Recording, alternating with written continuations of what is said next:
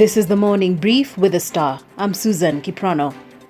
Cracks between Jubilee and NASA in Parliament put President Uhuru Kenyatta in a tough corner, especially after he severed links with Deputy President William Ruto. Analysts caution that any falling out between the president and his political brother Raila BBI will not only sink Uhuru's political career, but also resurrect Ruto's career. Raila's ODM party and Uhuru's Jubilee lately have been picking expensive fights in the House following the reconstitution of some crucial reform committees. Read this analysis in today's Siasa Pullout in The Star.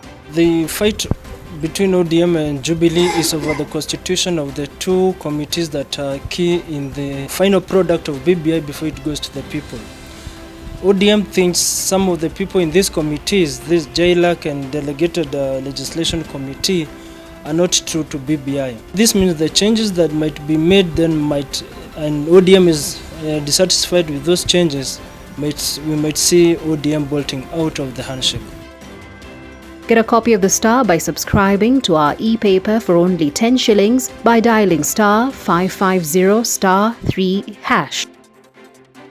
For 10 days, he moved from feeding thousands of souls to being fed everything including air. Reverend Canon Sammy Wainaina watched death flashing on his face. After his recovery, the ACK, All Saints Cathedral Provost, has only one mission: to present himself to the people who have never met a person who contracted COVID-19 and those who doubt that the disease exists. Read this interview in today's copy of The Star.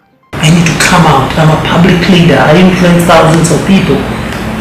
That's why I said I am positive. One, to fight the virus. Number two, to sensitize people that coronavirus is real.